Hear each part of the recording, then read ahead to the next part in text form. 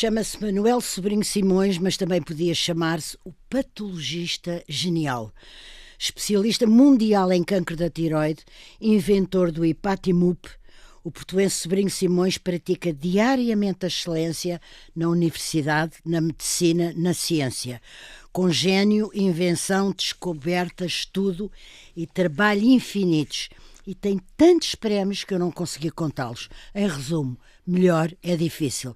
Bom dia, Manuel Sobrinho Simões. Exagerei? Exagerou muito.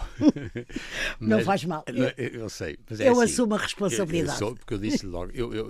Maria João, eu acho a palavra excelência é uma palavra péssima em Portugal. Porque nós usamos superlativos. Estamos a exagerar nos superlativos. E tiramos a verdade. E, portanto, é verdade que eu, por exemplo, gosto muito de competência. Sim. Em vez de excelência. Quer dizer, porque para mim tem muito a ver com alguma coisa que tem realidade. E a competência porque passa por perceber as coisas e fazer bem as coisas. Muito bem, então eu passarei a dizer competência. Olha, queria recordar que vem de uma família de filhos únicos, todos médicos, e sobretudo que o Manuel Sobrinho Simões acredita na força da passagem dos testemunhos familiares entre gerações. É verdade? É muito verdade, isso é verdadeíssimo. E é verdade porque cada vez mais, de resto, é curioso, nós antigamente tínhamos a ideia de que as pessoas eram tudo o que eram os pais. E é verdade porque nós estávamos a falar em Portugal, por exemplo, nós estávamos a falar de 5%, ou no máximo 10% de visíveis. Havia 90% de pessoas que eram invisíveis. E quando a Maria João faz essa descrição, apesar de tudo, faz a descrição das famílias da burguesia. Sim, claro. Portanto, é verdade que Portugal tinha 90% de invisíveis. Sim. Dentro dos visíveis, sua família era... as famílias, claro. Quer dizer, portanto, as famílias é indiscutível. Outra coisa que a Maria João falou e que é importantíssimo é a ideia do filho único também. Claro. Agora, o filho único, por exemplo, no meu caso, eu é pior, porque eu tenho 3 irmãs, mas eu sou o mais velho. E o único rapaz. O único rapaz. O meu pai, o meu avô e o meu bisavô eram todos filhos únicos. Sim. E, portanto, há essa ideia. Agora, o que está a dizer, que eu acho que vale a pena, porque repare que eu adoro estar a conversar consigo, porque eu acho que há uma evolução notável do que a gente aprende através da biologia. Quer dizer, quando a gente diz as crianças aprendem muito nos primeiros dias de vida, é melhor ainda. Já sabemos que as gerações já são influenciadas pelo pré-natal. Claro. Isto é, Claro. e é biológico, quer dizer, nós transmitimos, de facto, através das gerações, nós transmitimos muitas coisas. Transmitimos os genes, já sabíamos. Sim. O que nós não sabíamos é que nós transmitimos também cultura, estilo de vida, ternura, civilização. Sentimento. E isso também tem valor. Claro. E tem repercussão biológica. Isto é, quando a grávida tem a criança e a criança ouve, por exemplo, neste caso é um feto. Sim. Já é melhor no feto do que no embrião. A gente já sabe, é no feto. E no feto, e ela ouve música, ele modifica. Portanto, nós sabemos modifica mesmo. Modifica e ele fica diferente. E nós sabemos isso. E, portanto, essa coisa que a gente diz, que as pessoas passam de geração em geração, é verdade. Que depois passa, ainda é mais importante, passa muito do que é, no fundo, o estilo de vida. O exemplo. O exemplo que é extraordinário, a atitude e o comportamento. Tudo isso. Mas isso também já vem de antes. Claro. E outra coisa que também, para mim, é muito importante, é que as pessoas têm que perceber que esta coisa de mudar o comportamento também é biológico. Isto é, a gente muda os neurónios. Claro. E as células gliais que estão lá, percebe o que eu quero dizer? Percebo. Não é elétrico. Não, exatamente. Sim, exatamente. Olha, eu também queria ainda recordar que foi um aluno brilhantíssimo, o melhor aluno do Liceu Alexandre Herculano, que a sua professora primária nunca mais a esqueceu pelo que ela despertou em si, mas sobretudo que um dia o grande professor Daniel Serrão o convidou para seu assistente em anatomia patológica, que o ensinou, o escolheu e o perfilhou. Pergunto, nós também somos o que outros fizeram por nós antes de nós. Era um pouco também o que te estava a dizer, mas agora eu estava Ainda a falar mais. para lá das famílias. Não, para além das famílias e para além da idade. Isto é, até quando é que nós continuamos a ser marcados pela nossa experiência de aprendizagem? Eu, por exemplo, é verdade, falou nisso, eu adorava a Dona Maria da Graça. Claro, que era a professora primária. Ela foi tão boa e a nossa família achava tão boa que uma das minhas irmãs foi depois, ela foi explicadora de uma das minhas irmãs, porque ela era estupenda. Porque era estupenda, mas quem teve aí a parte de leão, enfim, o grande impulsionador, o que o descobriu, a competência, para não dizer excelência, que Sobrinho Simões viria a adquirir, foi o Daniel Serrão. Foi indiscutível, mas também repare, é porque é mais próximo do objetivo final. Sim. Isto é, eu tive uma influência de professores no liceu extraordinários. Atenção, mas não tem, ela tem muita casa para você ver assim para dar depressa. As pessoas têm que saber. Não, eu estava a fazer sinal. Repare, só uma coisa, senão não fazemos tempos de menos. Não vamos fazer tempo de menos, não. E é muito importante, os professores têm toda a razão. Os professores no meio, quer dizer, eu acredito, antes de mais nada, eu acredito na aprendizagem e na educação. E eu tive professores no liceu também extraordinários. E tive depois professores na faculdade muito bons, e é verdade que o melhor foi o professor Daniel Serrão. Que era uma pessoa extraordinária. Era fora de série. E teve uma coisa extraordinária, porque eu aprendi imenso com ele e ele deixou-me ser o que eu quisesse ser. E agora voltamos, de resto, àquela sua primeira pergunta. Por exemplo, o professor Serrão era de direita e eu era vagamente esquerdista. Não teve importância nenhuma. Fui contratado por ele. Com certeza. E eu, atenção, ele achava graça e eu também achava, porque éramos ambos elitistas. Não sei se repara agora. Não é incompatível. Não é incompatível de forma nenhuma. Portanto, ele estimulou, como eu sempre, a ideia de que nós temos que ir o mais longe possível. Isso é o que se distingue. Isso é o que distingue. É o que distingue. A competência. É indiscutível. E isto, repare, que é para si e para os outros. E nesse aspecto, a anatomia patológica foi para mim uma descoberta, e foi porque ele foi o meu professor que eu quis ir para a anatomia patológica, embora eu também tenha a certeza, se eu agora começar a pensar quem é que me influenciou mais, claro que foi o meu pai. O meu pai era um tipo que fazia muitas perguntas, e vamos discutir isso depois consigo, porque é o valor das perguntas. Mas foi com ele, com o meu pai, foi com o professor Serrão, indiscutível, e foi com o meu avô do Bom Barral e com o meu avô da Arouca, porque eram dois avós que eu sei que o marcaram muito. Numa altura em que eu não sabia que queria ser médico clínico, e depois até não quis ser, mas eu queria ser médico, no sentido de saber estudar as doenças, etc. E quando isto se juntou com o professor Serrão, eu percebi que a anatomia patológica era a resposta para as minhas coisas. Claro. A procura para quem queria ser médico, quem queria doenças. Fazer perguntas, estudar a doença, mas não ser clínico. Não ser clínico. E, portanto, fez todo o sentido. Tenho aqui uma grande curiosidade, que era para a excelência, mas eu agora vou ser obediente e disciplinada e dizer competência, ou seja, como é que se aprende o caminho para fazer a diferença? Como é que se ensina a ter um lugar cativo na ciência e na medicina internacionais, como é o seu caso? Como é que se faz este caminho? Como é que se faz? Maria João, no meu caso foi muito simples. Foi fazendo sempre, pensava, é verdade, eu pensei sempre, e apesar de tudo é uma coisa que agora é muito difícil, porque as pessoas não têm tempo para pensar. Eu tinha tempo para pensar. E adorava perguntar, porque eu queria saber. E não tinha vergonha de fazer perguntas estúpidas, perguntava. E depois eu arrisquei sempre. Isto é, eu gosto de fazer coisas. E aprendi sempre a diferença fazendo coisas, às vezes com erros. E nós aprendemos muito mais com erros do que com a repetição. E, portanto, quando pergunta como é que eu fiz a diferença, eu fui fazendo, errando e aprendendo. E, portanto, esta noção de que nós temos que experimentar fazendo e temos que avaliar o resultado do que fizemos. E se foi mal, foi erro, mas aprendi. E eu é engraçado, como eu fui sempre professor, que é o que eu adorei ser sempre Já lá vamos. Mas eu fui Pois sempre a academia antes da medicina e da ciência é uma coisa extraordinária. Não, exatamente. Não, é enfim, do mundo da medicina, das pessoas mais consideradas, se não a mais considerada em Portugal, mas a academia vem à frente e isso é uma honra tão grande da sua parte. Gostava muito de ser professor, percebe? Atenção, porque ser professor é uma responsabilidade brutal. E é também notável, quer dizer, o que a gente faz sendo professor faz coisas que mais ninguém faz. E, portanto, eu adorava... O que é o que mais ninguém faz? É preparar uma pessoa para a vida.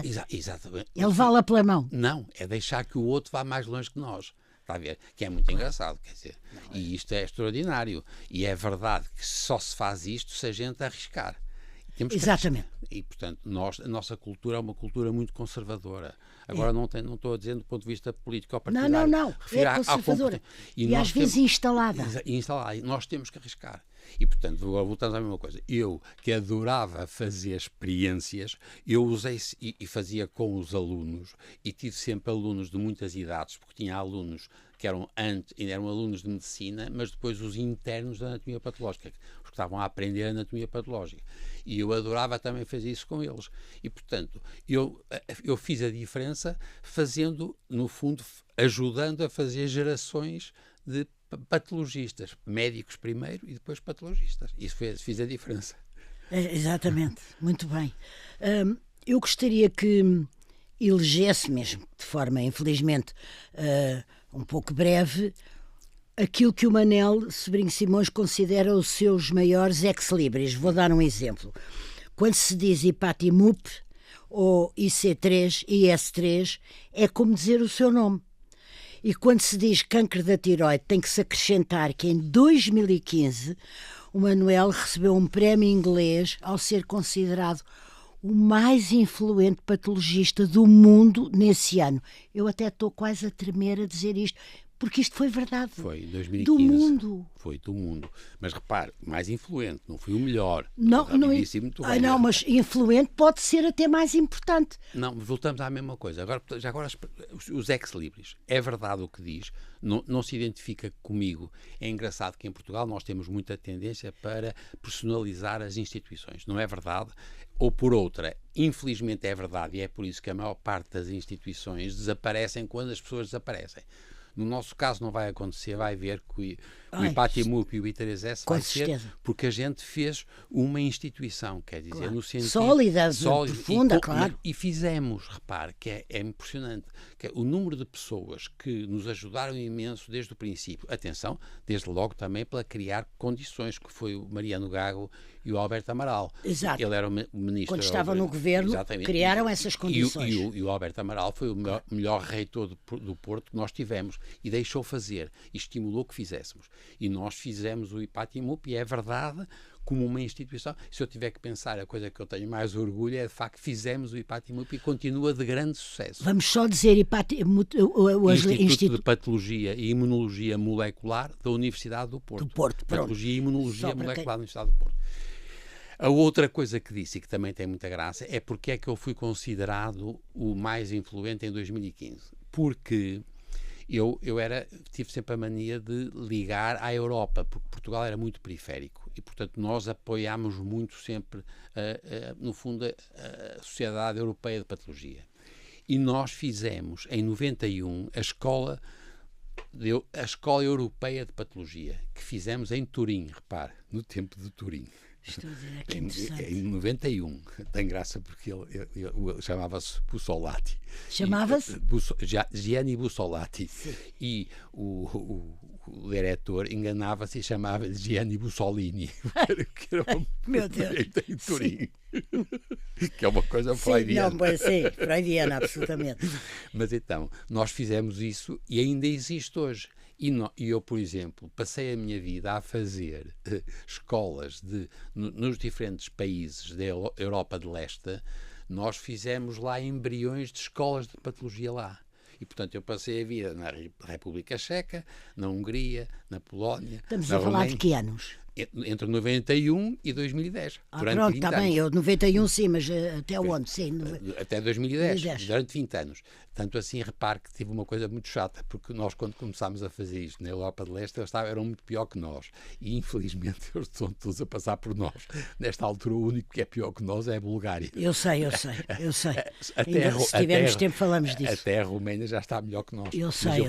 E depois, o que é que nós fizemos? Fizemos uma ligação com a América Latina e com o Norte da África. E eu também fui para a América Latina e também fui para o Norte da África fazer escolas e cursos. Ensinar? Sim, ensinar. Patologia. Extraordinário. Não é isso, mas, portanto, portanto, porque é que quando se fazem a eleição eu ganho essa coisa do básico, mas não é provavelmente, eu estou a inventar, mas não é provavelmente os americanos, os canadianos e os ocidentais. São os da Europa de Leste e os tipos da América Latina. Seja e Norte quem África, for, um prémio britânico do mais influente do ano 2015. Está bem, mas é por isso, repare, de novo, é pela minha atividade de professor. Ensinar, quer dizer. Mas foram uns ex-libris. Foram indiscutíveis. As duas coisas. Fizemos o IPATIMUP, que é estupendo, continua a ser estupendo. Quantas pessoas trabalham no IPATIMUP? Nós agora, repare, nós mesmo dentro do IPATIMUP, que está agora articulado no I3S, nós dentro temos 120 pessoas a trabalhar, mas no I3S, nesta altura, são mais de 1.500. Pois, claro. Percebe? Mas temos esta coisa... E o I3S é laboratório associado. Nós éramos 3 associações privadas sem fins lucrativos e juntámos as 3 para fazer um laboratório associado do I3S. Exatamente. E portanto, o IPATIMUP continua a trabalhar no I3S e paga uma renda ao I3S. Os nossos investigadores básicos passaram do IPATIMUP para o I3S e nós ficámos com os investigadores clínicos e investigadores de translação. Tudo inteligente e bem mas que se liga com a realidade e com a medicina, quer dizer, e com a utilidade. Porque nós também, eu acho que em Portugal vamos ter muita dificuldade em manter ciência se ela não estiver ligada à realidade. Com certeza, aos corpos humanos vivos. Exatamente, claro. Exatamente. E a utilidade, porque vai ser muito difícil, é muito caro e nós temos uma tendência muito grande para enquistar. Nós temos um problema, se eu tiver que identificar com a minha maior tristeza na universidade, na academia, como diz, sim, é a pouca ligação da academia com as empresas e com as empresas e com a medicina. Claro. Claro. A universidade, as faculdades de medicina funcionam mal em articulação com os hospitais escolares. Escolares, claro. Portanto, olha, Manel, vai todos os dias ao IPATIMUP? De manhã vou para o São João e à tarde vou para o IPATIMUP. E irá todos os dias da sua vida? Sim, portanto eu estou reformado há 8 anos e só tive uma semana na Covid que não fui. Sim, e depois o meu filho que me convenceu, pai não vai, o pai está muito velhinho na Covid. Muito velhinho. Tenho aqui uma pessoa tão nova, tão jovial, tão enérgica. Santo Deus. Mas ao fim de uma semana a minha mulher disse, você desapareça daqui quando não aguento aqui o homem. E portanto eu voltei. A sua maravilhosa mulher. Mas agora só contar que eu vou para lá todos os dias.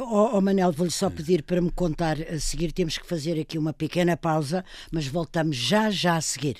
Então estava-me a contar que... Não, estava a contar que nós, portanto, fiz sempre a mesma vida, que é trabalhar de manhã no hospital, que é na faculdade, que é em conjunto, e à tarde no IPATIMUP, sempre.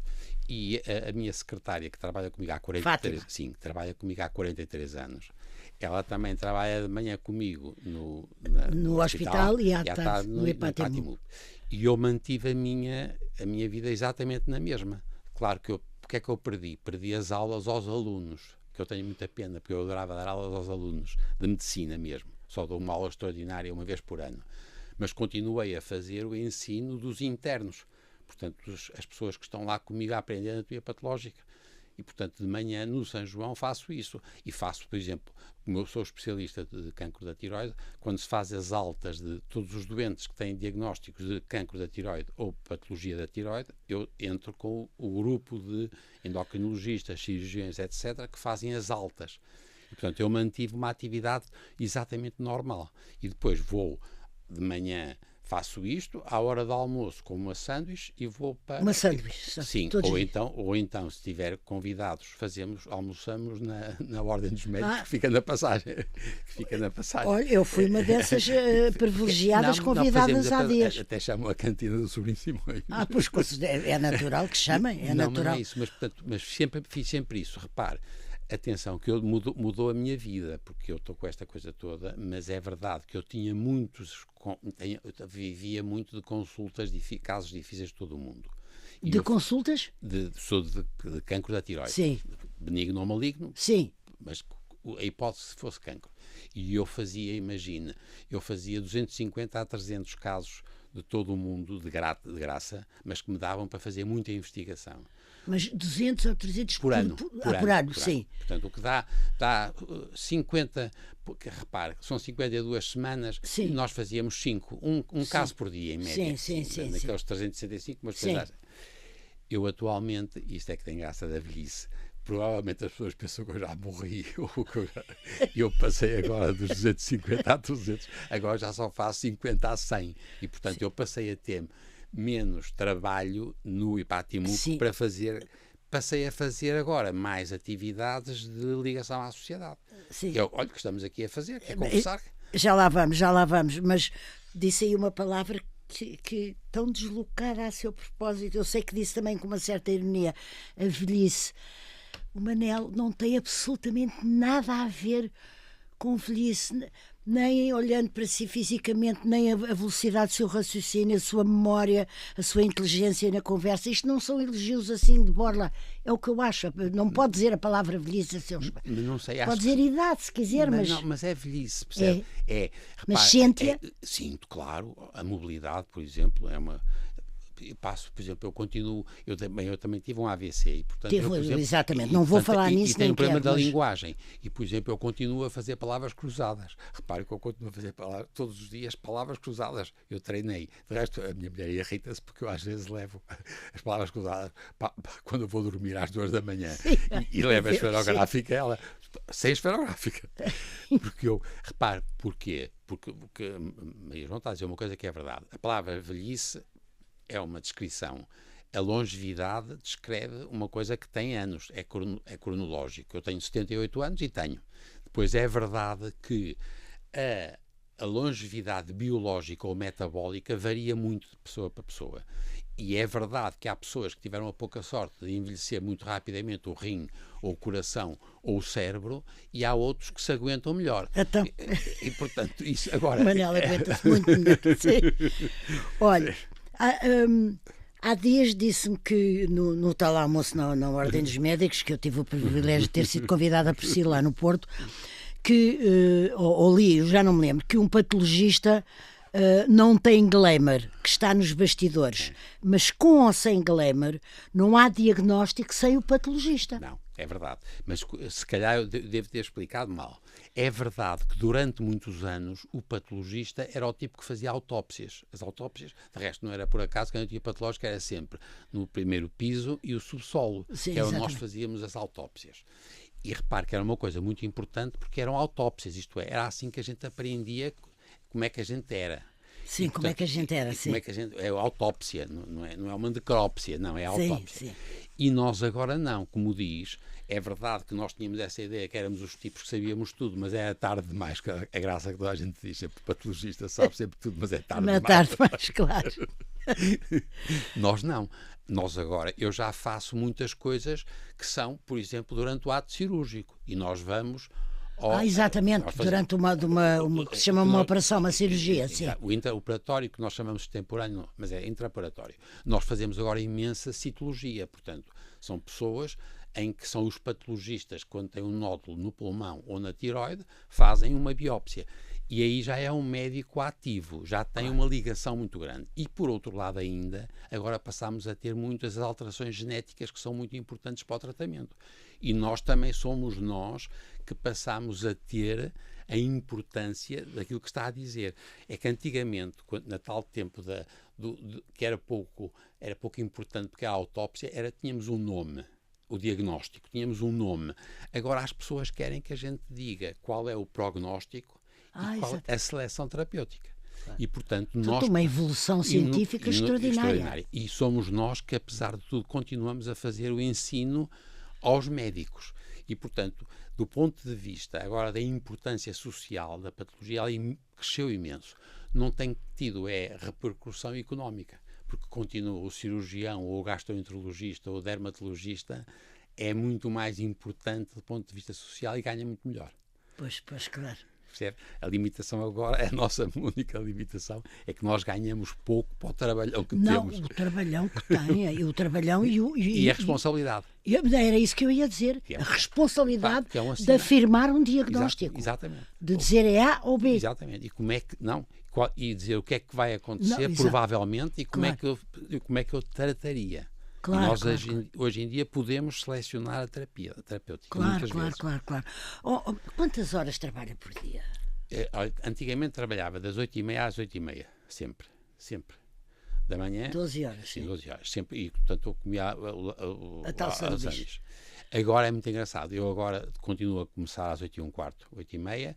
É engraçado que eu às 5h30, 6 estou de gatas e tenho que ir para casa. Sim. Mas vai de gatas para casa com dossiês. Sim, claro. E o meu tablet e tudo. E a minha mulher também me irritadíssima com isso. Não, isso gostava que o Manel parasse um bocadinho ou lesse. Não sei fazer, mas repare. Não sabe parar. Não. É isso. E aí, atenção, e aí é um defeito grave, que isso é um vício. Quer dizer, é aditivo. É aditivo, não é? O trabalho pode ser aditivo, vai perceber tão bem o que está a dizer. E o trabalho, para mim, é horrível porque eu não sei fazer outra coisa. E, portanto, eu tenho sempre a trabalhar, estou sempre a trabalhar. Não vai a um concerto? Não, quer dizer, é raríssimo. A um cinema? Não, isso vejo na televisão. Não, vê na televisão.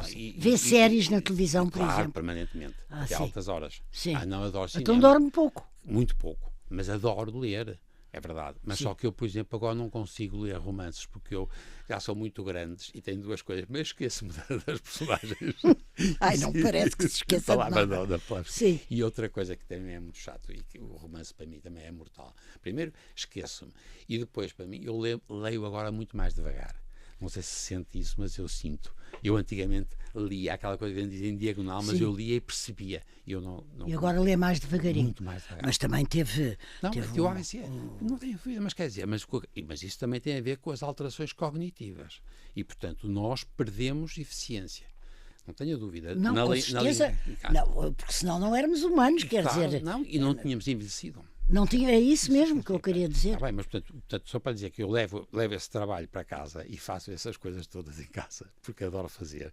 E como já estou calmo, posso fazer melhor, mas é verdade que eu já não faço à mesma velocidade. À mesma velocidade. Mas olha, eu tenho estado aqui maravilhada e deliciada ao mesmo tempo a conversar consigo. Não posso deixar de me lembrar que tenho um orgulho enorme nisto.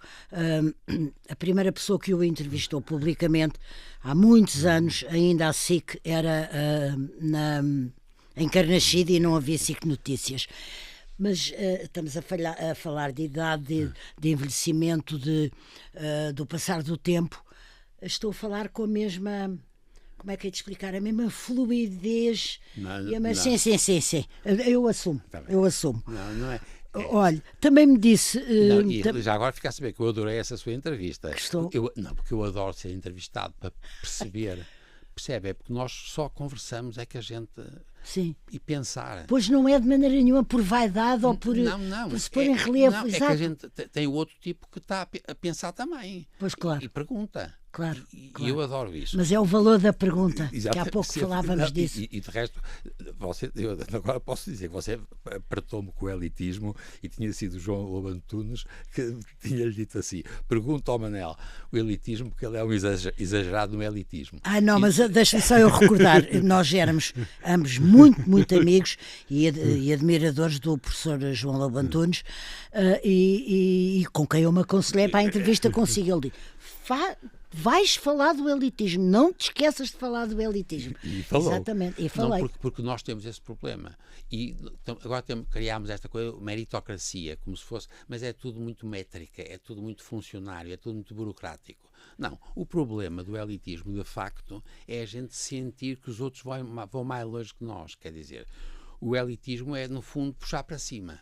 E puxar para puxar para cima não tem nada de armar aos cágados. É pura e simplesmente assim, não, pá, você não percebeu bem, vamos lá ver se vamos melhorar. E eu tive sempre esta ideia na cabeça, quer dizer, o meu pai, de resto, passava a vida, coitado, só dizia porquê. Portanto, e as minhas irmãs diziam sempre assim, deve ser a pressão. Não, mas é maravilhoso fazer perguntas. Claro. Eu vivo quase de fazer perguntas. Mas repare que eu, por exemplo, fui muito treinado a fazer o porquê e o como. Não sei se está a ver, o como. O Quer como, dizer, sim. como é que se faz? Porque sou muito, depois, e é por isso que quis ser patologista atrás do microscópio, mas depois sei fazer as coisas. Agora, o para quê é muito interessante porque cada vez mais também temos que responder. E cada vez é mais difícil, e é por isso que agora com a inteligência artificial isto tem muita graça, porque o para quê, se forem coisas que nós já vivemos, isto é, se for agora uma prescrição, coisas que já foram feitas, que já se soube, vai-se buscar a informação e traz. Agora nós, o para quê, quando a gente ainda não sabe prever, nós continuamos sem saber. E para mim, como patologista, é extraordinário, porque nós agora podemos seguir no tempo. E por acaso, não é, por exemplo, já agora fica a saber que nós estamos a fazer uma coisa na Madeira, seguir um centro de investigação na Madeira que ajudámos a construir. Para quê? Para seguir esses casos. Isto é, saber o que é que vai... Não é quando nós temos um caso muito avançado, nós sabemos como é que se trata, sabemos quais são as limitações, temos que saber o que é que aconteceu, que é muito importante, tudo bem. Mas isso é prescrição. A inteligência artificial resolve. Agora, as pessoas que estão com lesões incipientes, são novas, o que é que a gente vai fazer? Nós não podemos resolver o problema mutilando os órgãos porque a pessoa tem uma alteração no colo do útero ou no estômago. Claro. E, portanto, essa coisa que eu estou a fazer, agora vamos fazer com a Madeira, e que, por minha vontade, a gente fazia em toda a parte, é seguir agora as situações prévias. Isto é, nós temos cada vez mais passar a pensar na prevenção. A prevenção no sentido real, quer dizer, não fumar, não beber demais, aquelas coisas clássicas da prevenção primária, mas também a prevenção secundária, isto é, o rastreio, o diagnóstico precoce. E aí passamos a ter uma coisa extraordinária, que é, nós estamos a ver uma coisa que se está a desenvolver na pessoa, que é Dona Rosa ou o Sr. Simões.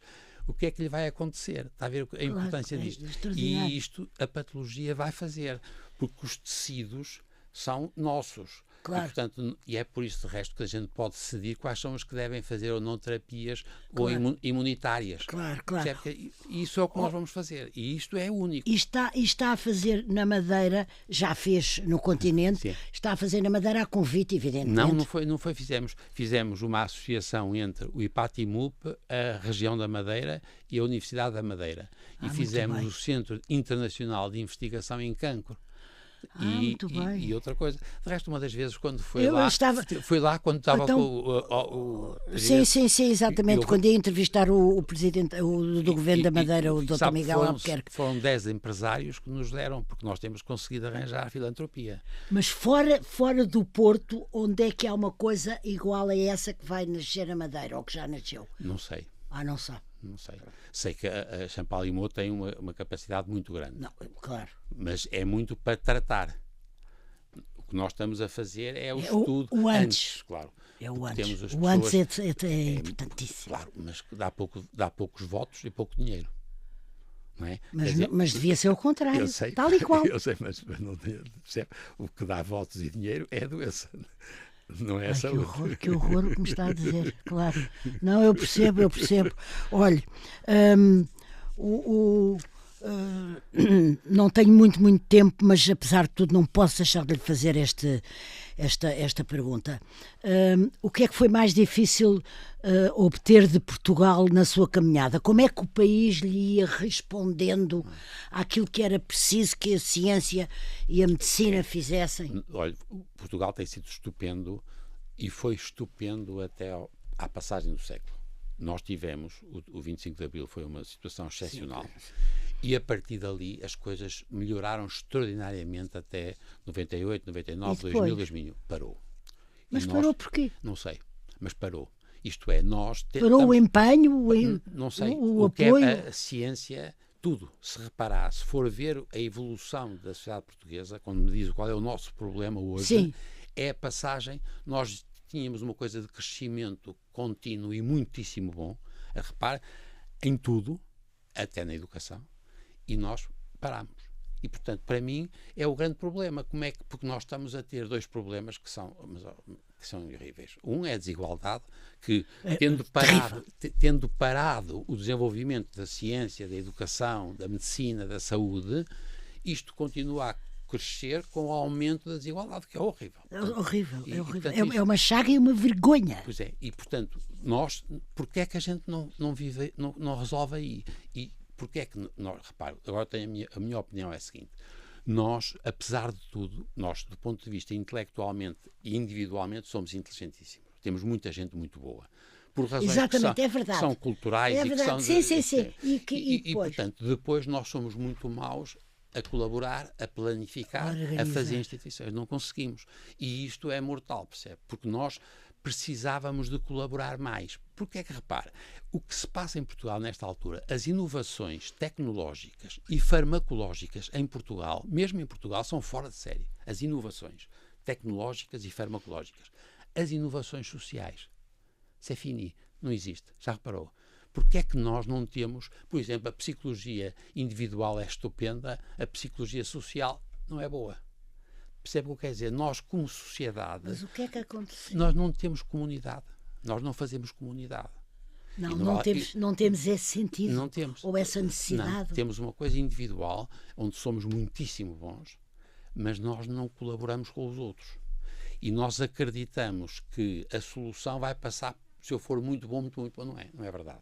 E, portanto, não se pode ser muito bom sozinho. Ou não conta, não interessa. Portanto, porque é que nós não evoluímos na comunicação social? Tem sido má também. Por estranho que pareça, a comunicação social podia estimular. Não tem aumentado, no fundo, o self-centered, quer dizer, as pessoas centradas em si.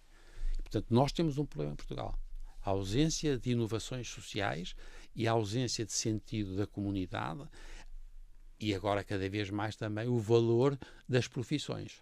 Eu não lhe escondo que aquilo que me aterroriza é que as profissões... Eu tinha um orgulho enorme de ser médico, ou ser engenheiro, ou ser advogado. As profissões. Exato. Ligado ao trabalho. Agora não. As pessoas querem ter um emprego. Nós deixámos, não é o trabalho, evoluímos para o emprego. O trabalho é uma coisa engraçadíssima. De resto, agora não podemos dizer isto, mas sabe que o trabalho, ainda por cima, parece que a origem vem do tripalo, que era um instrumento para tomar conta dos escravos. Ai, não, sim, está bem. Mas não é preciso irmos tão longe.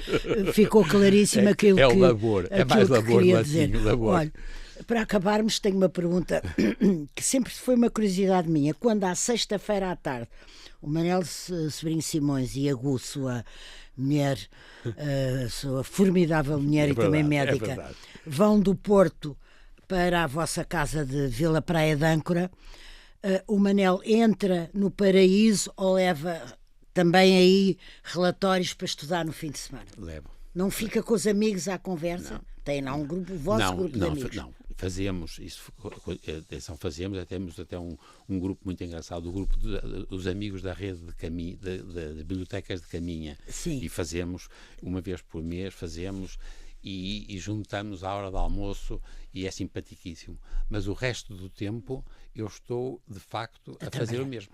A fazer o mesmo. Embora também, é verdade, é quando eu leio os jornais, porque repare, eu não tenho telemóvel e não consigo ler nas coisas, e portanto eu leio e aproveito para ler, e adoro ler.